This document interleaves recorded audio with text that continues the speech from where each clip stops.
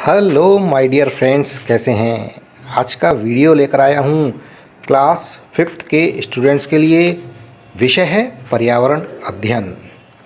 अध्याय नंबर 14, नाम है खाने से पचने तक।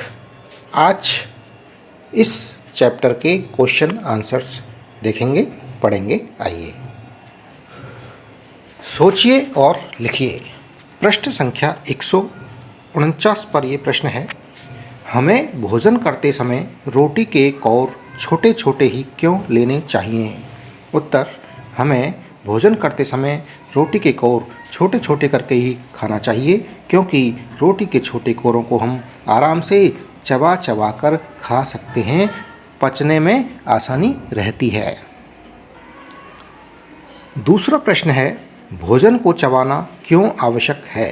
उत्तर, भोजन को चबाने पर भोजन के साथ लार मिल जाती है, जो भोजन को चिकना और पेस्ट की तरह लसलसा कर देती है। मुंह में बनने वाली यह लार भोजन में मौजूद स्टार्च को ग्लूकोज में बदल देती है, जिससे भोजन मीठा लगने लगता है तथा आसानी से पच जाता है। इस चित्र को देखिए और फिर आपको कुछ प्रश्न बताने हैं। प्रश्न, पाचन तंत्र के प्रमुख अंग कौन कौन से हैं। चित्र को देखकर उत्तर देना है। तो चित्र में था, पाचन तंत्र के प्रमुख अंग हैं मुंह, ग्रसिका, आमाशय तथा आंतें। दूसरा प्रश्न, मुंह में रखा भोजन आमाशय तक पहुँचते पहुँचते कैसा हो जाता है। उत्तर, मुंह में रखा भोजन आमाशय तक पहुँचते पहुँचते चिकना तथा पेस्ट की तरह लसलसा हो जाता है। प्रश्न संख्या 150 पर है, सोचिए और बताइए।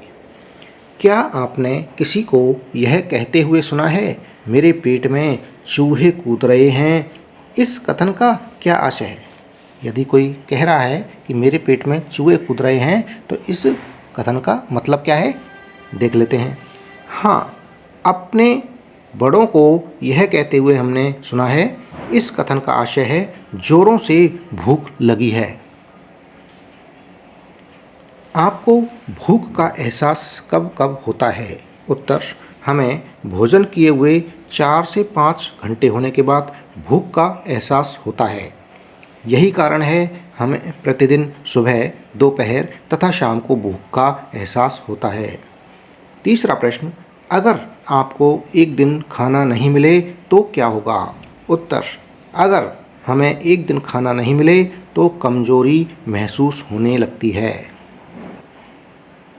बुक के पृष्ठ संख्या 150 पर है, सोचिए और बताइए में। पहला प्रश्न, कमजोरी महसूस होने के क्या कारण होते हैं। उत्तर, हमें कमजोरी महसूस होने के कारण होता है हमारे भोजन का पोषण से भरपूर नहीं होना। यदि हमारा भोजन पोषण से भरपूर नहीं है तो हमें कमजोरी महसूस होने लगेगी।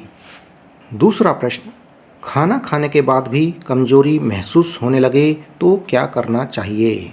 उत्तर, यदि पोषक तत्वों से युक्त भोजन करने के बाद भी कमजोरी महसूस होने लगे तो हमें उस बीमारी का, उस कारण का पता करने के लिए चिकित्सक के पास जाना चाहिए। तीसरा प्रश्न, स्वस्थ खान पान किसे कहेंगे, इसमें क्या क्या होता है। उत्तर, भोजन में मुख्य रूप से मौसमी सब्जियां, दही या छाछ, दाल और हमारे क्षेत्र में उगने वाले अनाज की रोटी को मिलाकर स्वस्थ खान पान कह सकते हैं। यदि घर में अंडे या मांस खाते हैं तो वह भी होना चाहिए। बाजरे की रोटी, गुड़, पिंड खजूर, मूंगफली आदि में आयरन होता है, जिससे खून की कमी दूर होती है। खाने में कुछ खास शामिल करने की ज़रूरत नहीं है। जो भी हम घर में खाते हैं उसे भरपूर मात्रा में खाना चाहिए।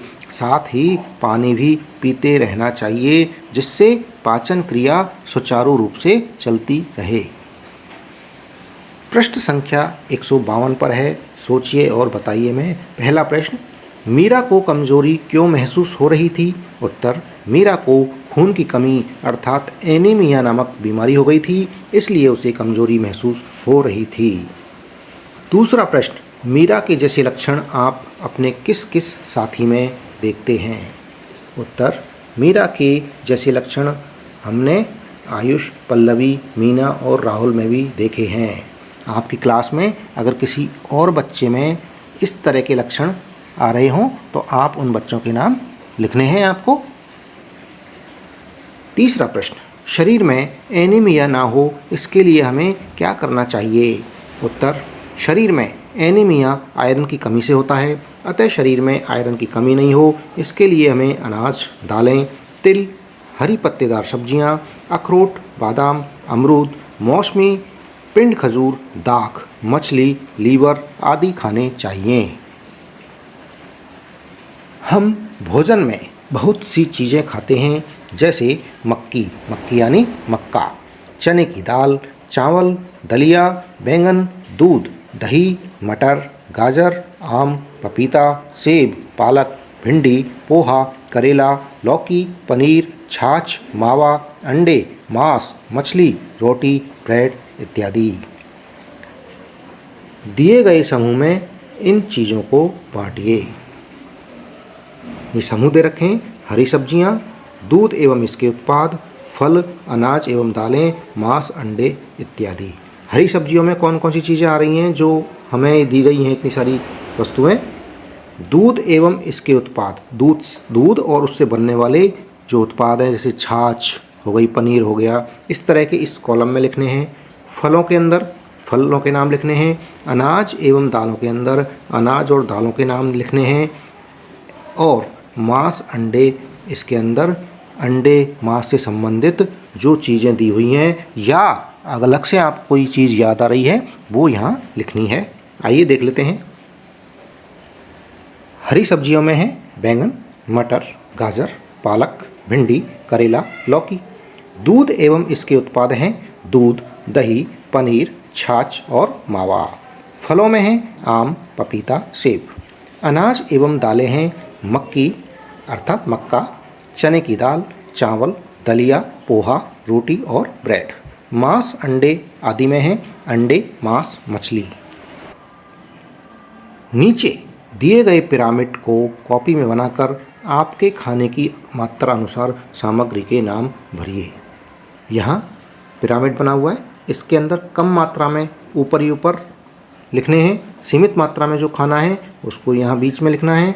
अधिक मात्रा में जिनको खाना है वो लिखना है। इसके बाद सबसे ज़्यादा मात्रा में जो चीज़ खानी है उन चीज़ों के नाम यहाँ लिखने हैं। आइए उत्तर देख लेते हैं।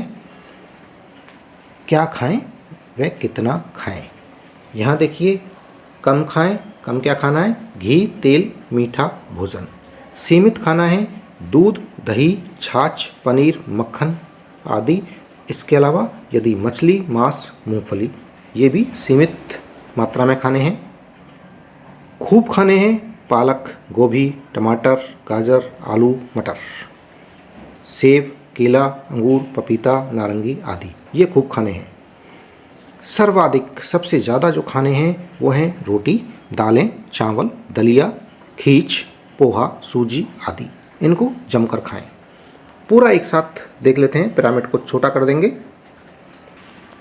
ये देखिए, एक साथ पिरामिड के अंदर सारी चीज़ें लिखी हुई हैं घटती हुई मात्रा में। इस तरह से पिरामिड आपको भर देना है। पृष्ठ संख्या 154 पर है, सोचिए और बताइए में पहला प्रश्न, बच्चे बीमार कब होते हैं? उत्तर, साफ सफाई पर ध्यान न देने के कारण, सब्जियों व फलों को बिना धोए उपयोग में लेने के कारण, सोच जाने के बाद एवं खाना खाने से पहले साबुन से हाथ न धोने के कारण तथा पौष्टिक खाना न मिलने व अन्य कारणों से बच्चे बीमार हो जाते हैं।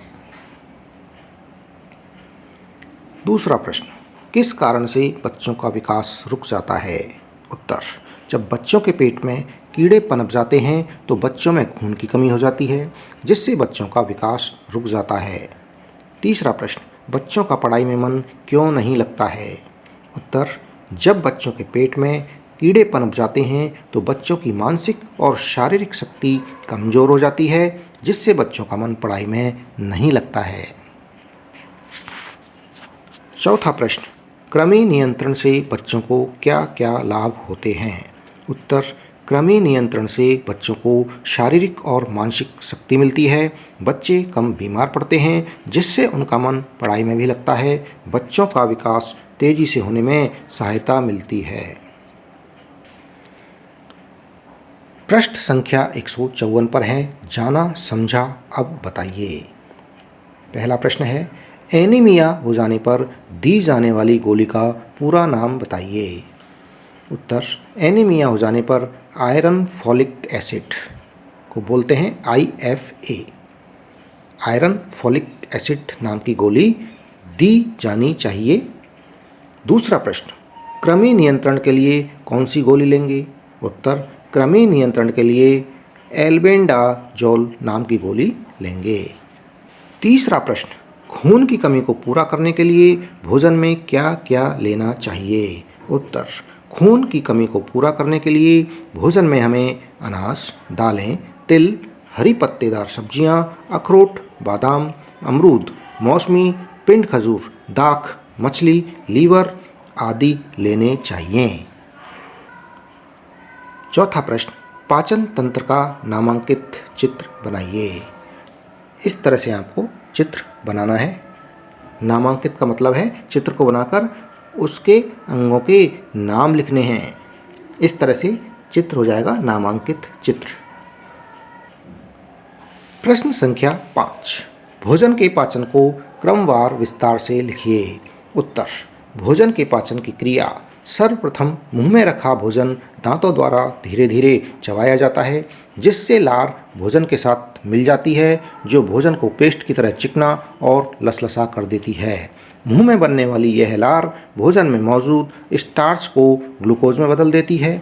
इसी ग्लूकोज की वजह से भोजन मीठा लगने लगता है। मुंह से ही भोजन का पाचन शुरू हो जाता है। मुंह का भोजन ग्रसिका से होता हुआ आमाशय में पहुंचता है जहां से यह छोटी आंत से बड़ी आंत में जाता है। आमाशय व आंत में भोजन को पाचक रसों द्वारा पचाया जाता है।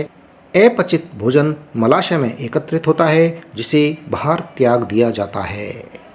दोस्तों, इसी के साथ में ये वीडियो समाप्त हुआ। चैनल पर जो नए हैं चैनल को सब्सक्राइब अवश्य कर लें। वीडियो पसंद आ रहा है वीडियो को लाइक ज़रूर करें। धन्यवाद। Thank you.